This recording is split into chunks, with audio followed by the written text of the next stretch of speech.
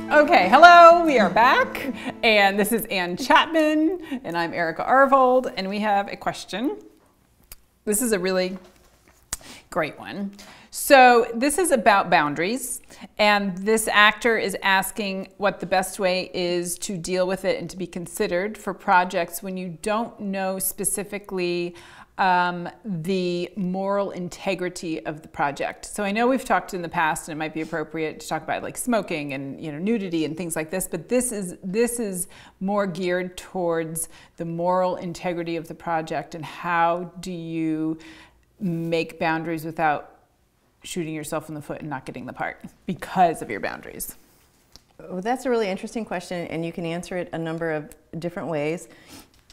Who you are submitting to for the project, you might already have a relationship with and know that they have boundaries and might not work on projects that wouldn't meet your moral compass, you know.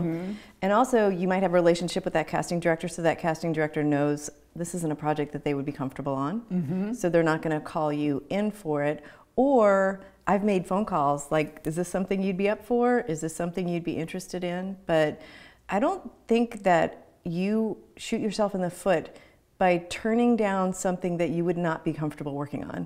Because in the long run, if you're not comfortable working on it, nobody wants you there working on it. Right. You know? Right. And I think when you get the project information or get the audition invitation, there's so much homework you can do. So beyond your very wise decision about, figuring out who the casting director is and are these people that you respect their own moral integrity, but you might have the name of the director or the production company, etc. And or if it's, for instance, I had this come up on a television series that I worked on in Los Angeles, and the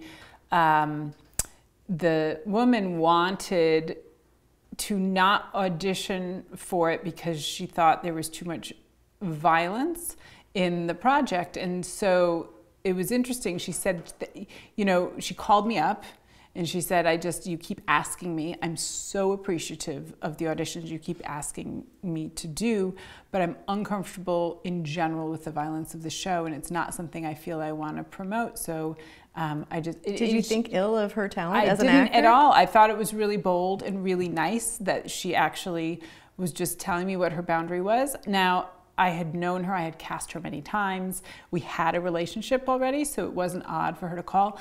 And then, funnily enough, there was something that came up and she ended up self-submitting for that show later on. And I thought, okay, I'll ask her to audition again, and then it will be apparent if she turns it down, then she's not interested. Maybe it was a mistake submission or something. And sure enough, she did, and she actually got the part and she worked. And so it was a kind of a full circle. And I think what she did was realize either her own boundaries changed or she realized that the violence in the show that I was doing was actually part of the fabric of the creative vision rather than gratuitous. Right. I mean, and you have to take all of that into accord when you're deciding to work on a project or not. I imagine Girls is not the right thing for everybody. Monster might not have been the right thing for certain people, but because of the material and what it is talking about, maybe people who wouldn't have considered it on the face of it would consider it. And speaking of that, there are a lot in this area, especially in the Mid-Atlantic, there are a lot of faith-based films that are shot, and there are some people who will not do faith-based movies, and there are people who will only do faith-based movies. And, knowing what the direction is of it, and sometimes it's material driven, and sometimes it's just flat out, a decision. But I think it's all about communication. It's all about research and really trying to get as much information as possible. But to the last part of the question is shooting themselves in the foot. And I would say, if your moral compass is fairly to one end of the spectrum, if you will, it is not worth auditioning and being offered a role to then only turn it down. That will alienate you.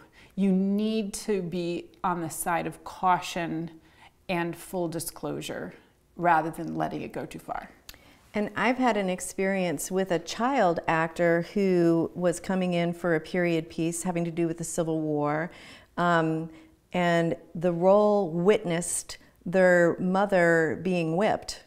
And we dealt with it as delicately as we could, and we were ready to make the offer to that actor. And he was 7 years old, and his mother came back and said, for him, acting is the Disney Channel or Nickelodeon. Now, we were very far down the road, but that child did not know that that had crossed their comfort zone. So I was excited that they actually made that realization before being on set. Yes. You know, so we were able to go in a different direction. And I still feel responsibility of introducing this child to a piece of work that would not have been in their sphere otherwise as a 7-year-old. Do you know what I mean? But I didn't lose any respect for them as a performer.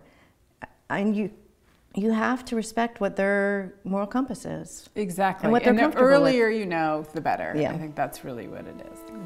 Hopefully that helps.